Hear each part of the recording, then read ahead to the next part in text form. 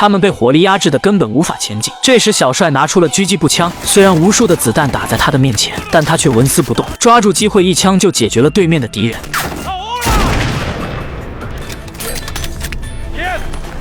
小美起身就向对面冲了过去，来到近前才发现敌人有3个人，但其中2人早已经被冻死，剩下的1人也被小帅击杀。3个人在这里开始生火取暖。第二天，小美起来发现大卫偷走了生化武器，离开了这里。这时小美突然发现他们已经被大量的敌人包围，眼看敌人越来越近，小美朝对面扔出了手雷，小帅也立马调整好状态加入了战斗。他就像战场上的死神一样，用手中的狙击枪无情地收割着敌人的生命。小美用步枪疯狂地点射，2人配合得十分默契，一时间竟然没有敌人可以近得了身。但是顶不住山下的增援部队越来越多，2个人拼命的反抗，但无奈敌人的数量实在是太多。这时小美手中的步枪没有了子弹，她刚拿出手雷就被击中了胸口，小帅一枪将冲上来的敌人解决掉。他来不及看小美的伤势，直接用身体挡住了掉落的手雷。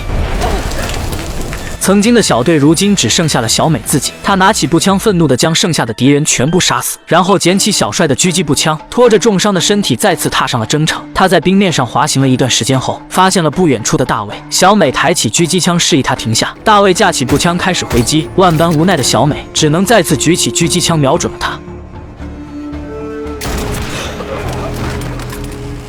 小美一瘸一拐地来到大卫面前，让他交出生化武器。Con el flujo de refugiados, morirán millones de personas. 他不顾大卫的劝阻，抢过生化武器继续出发。这时突然出现了一队骑马的士兵，小美因为伤势过重昏迷了过去。当她再次醒来，发现自己已经回到了基地，上司给她开了表彰大会，并把她提升为了少尉。但是小美在乎的不是这些。原来他的女儿早已经死了。为了让他完成任务，上司编造了谎言。小美愤怒地冲上去，对着上司就是一顿暴打。大卫也在此时终于明白了小美为什么执意要完成这次任务。万念俱灰的小美把病毒和手雷绑在了一起，周围的士兵被吓得也不敢轻举妄动。她为了不让数百万无辜的人类感染病毒，小美一步一步地朝着悬崖边走去。上司还试图劝说小美别做傻事。